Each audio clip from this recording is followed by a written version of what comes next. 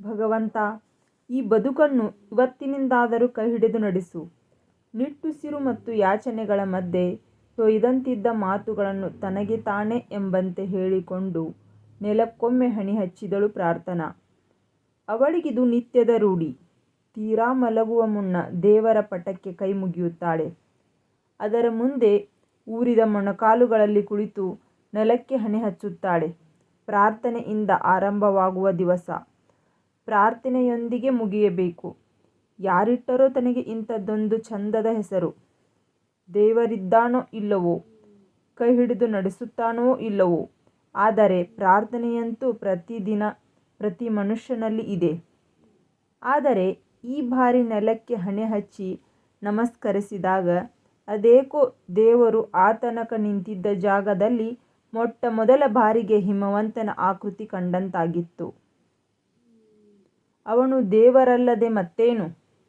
ಪ್ರೀತಿ, ಆಶ್ರಯ, ನೆಮ್ಮದಿ, ಕಂಫರ್ಟ್ ಮತ್ತು ಬದುಕಿಗೊಂದು ದಿಕ್ಕು ಕಲ್ಪಿಸಿಕೊಡುವವನೇ ದೇವರಲ್ಲವೇ?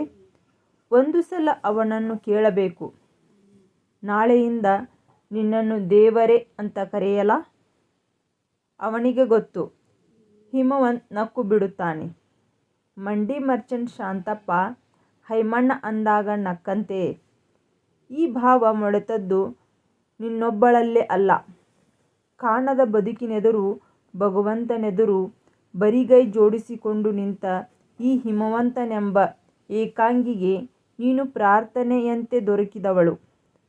ಅದು ಫಲಿಸುತ್ತದೆಯೋ ಇಲ್ಲವೋ ಕಂಡವರಾರು.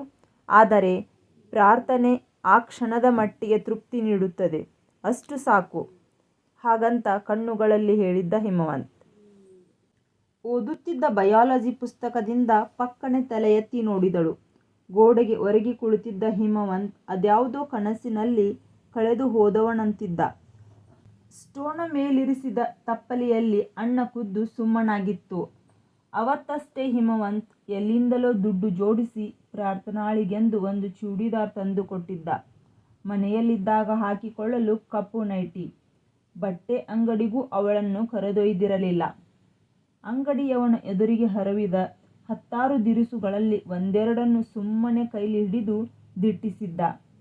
ಪರೀಕ್ಷೆಗೆ ಓದಲು ಕಪ್ಪು ನೈಟಿ ಸಾಕು, ಪರೀಕ್ಷೆ ಬರೆಯಲು ಅಗ್ಗದ ಬಟ್ಟೆಯ ಚೂಡಿದಾರ್. ಎಂಥ ದಿರಿಸಿನಲ್ಲೂ ಪ್ರಾರ್ಥನಾ ಮುದ್ದಾಗಿಯೇ ಕಾಣುತ್ತಾಳೆ ಅನ್ನಿಸಿತ್ತು. ಹೆಂಗಸರ ಬಟ್ಟೆ ಖರೀದಿಸಿ ಅಭ್ಯಾಸವಿಲ್ಲ. ತನಗಾದ್ರೂ ಎಷ್ಟು ಮಹಾ ಬಟ್ಟೆ ಖರೀದಿಸಿದ್ದಾನೆ. ಹೊಸ ಬಟ್ಟೆ ಹಾಕಿಕೊಂಡ ದಿವಸ ಕೂಡ ಕನ್ನಡಿ ಎದುರು ನಿಂತು ನೋಡಿಕೊಂಡವನಲ್ಲ. ಮೊದಲಿನಿಂದಲೂ ಅಷ್ಟೇ, ಒಂದು ಜೊತೆ ಅಂಡಿನ ಮೇಲೆ ಇನ್ನೊಂದು ಜೊತೆ ಬಂಡೆಯ ಮೇಲೆ ಎಂಬಂತೆ ಬೆಳೆದವನು. ಮುಳ್ಳಯ್ಯನಗಿರಿಯ ತುದಿಯಲ್ಲಿ ಅವತ್ತು ಸಾಯಂಕಾಲ ಸೂರ್ಯ ಮುಳುಗುತ್ತಿದ್ದ ಹೊತ್ತಿನಲ್ಲಿ ದಿಟ್ಟ ಕೇಸರಿ ಹಾಕಿಕೊಂಡು ದಿಣ್ಣೆ ಏರುತ್ತಾ ಬಂದ ಕಪ್ಪುಗಡ್ಡದ ಚಿಕ್ಕ ವಯಸ್ಸಿನ ಸನ್ಯಾಸಿಯೊಬ್ಬರನ್ನು ನೋಡಿದಾಗ ಮಾತ್ರ ಜೀವನದಲ್ಲಿ ಯಾವತ್ತಾದರೂ ಅಂಥದ್ದೊಂದು ಕಾವಿಯ ದಿರಿಸು ಧರಿಸಬೇಕು ಅಂತ ತೀವ್ರವಾಗಿ ಅನ್ನಿಸಿಬಿಟ್ಟಿತ್ತು. ಆಗಿನ್ನೂ ಅವನು ಪ್ರಾರ್ಥನಾಳನ್ನು ನೋಡಿರಲಿಲ್ಲ. ದಿರಿಸು ಅಂತ ಉತ್ಕಟವಾಗಿ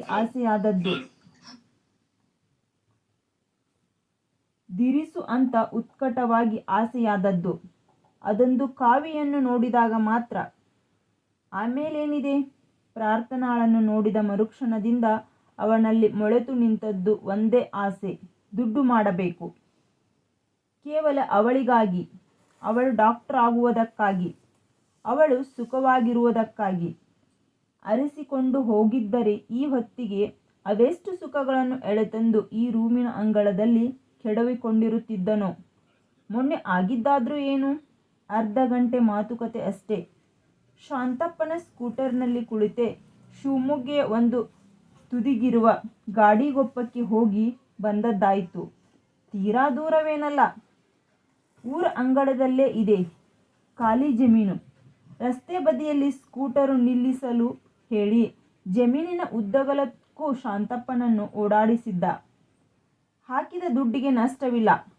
ಶ್ರದ್ಧೆಯಿಂದ ಓಡಾಡಿ ಮಾಡಿದರೆ 6 ತಿಂಗಳಲ್ಲಿ ಕನಕವೃಷ್ಟಿ. ಅಸಲು ಲಾಭ ಎಲ್ಲ ನೀವೇ ಇಟ್ಕೊಳ್ಳಿ. ನನಗೆ ಪಾಲು ಬೇಡ, ಸಂಬಳವೂ ಬೇಡ. ಪ್ರಾರ್ಥನಾ ಡಾಕ್ಟರ್ ಆಗಬೇಕು. ಅವಳ ಓದಿಗೆ ಅಂತ ಸಾಲ ಕೊಡಿ. ಸಂಬಳವಿಲ್ಲದೆ ನಿಮಗೋಸ್ಕರ ದುಡಿಯುತ್ತೇನೆ. ಬಡ್ಡಿ ಇಲ್ಲದೆ ಪ್ರಾರ್ಥನಾಳಿಗೋಸ್ಕರ ಸಾಲ ಕೊಡಿ.